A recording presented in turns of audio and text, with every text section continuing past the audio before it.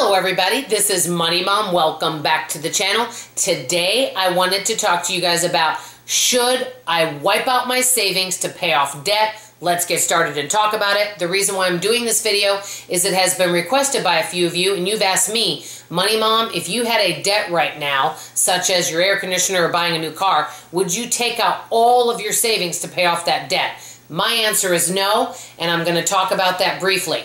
First of all, can I answer that question for other people? No, I can't, because it's personal finance and everybody's situation is different and everybody's comfort level is different with what they want in their savings, how much do they want, and what they're going to use their savings for.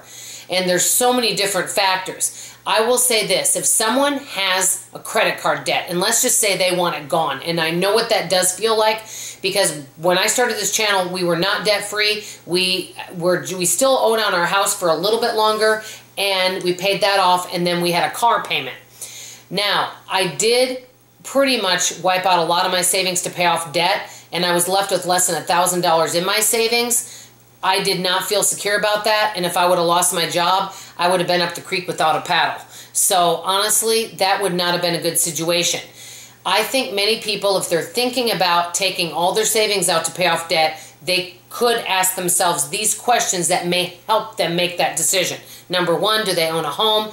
Because home repairs can come up, and if you wipe out your savings, you may not have money to take care of that. Number two, do you own an older car that may need work? Number three, your health, dental, vision, all of that, if some things aren't covered by insurance. Number four, what is your pay at your job, job security? These are things you can ask. For example, I knew somebody that lived at home that was a young adult. They had a full-time job after college. They had college loans. They wanted to pay them off. The parents said, hey, stay here rent-free. You know what? You can use the family vehicle and just stock everything you make at your job towards your college loans. And they didn't have to worry about having a savings because everything was taken care of for them.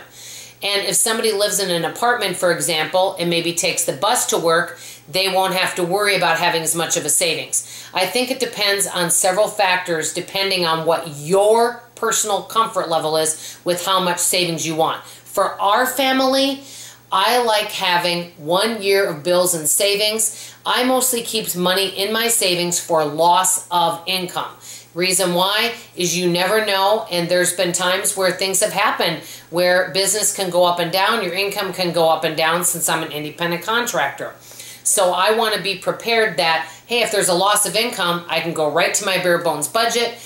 It gives me time where I can pivot to another type of, job out there, and, then I have that savings to bounce back on. So for me, if I were to do it over again, I would have taken a slower approach to paying off that last car payment. Actually, I only had one car payment in the house. I would have done it on a slower basis. The reason why is because I didn't like having less than $1,000 in my savings. And if, like I said, I would do it over, I would pay it off a little bit slower, and I would save and pay off debt at the same time.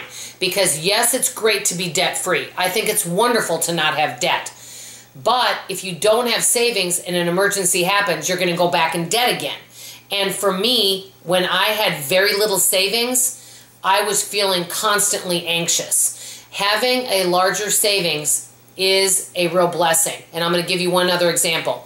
If right now I needed to purchase a whole new air conditioning unit. 2 years ago, I just got the condenser part of the air conditioner, the outside part. That was a little over $6,000. And if I were to have to buy a whole brand new unit, which could be anywhere from $10,000 to $14,000, I would not take that amount out of my savings. I would probably pay for half of it out of savings and then do the other half 6 months no interest or 12 months no interest. That is how I would do it myself.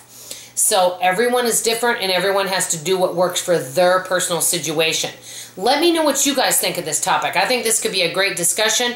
Everyone is going to have a different opinion for sure, and our opinions may change depending on what's going on in our life. I always love to hear from you guys, and I value what you tell me. That's all I have to say for now. I love you, appreciate you, and I'll see you on the next video. Bye-bye.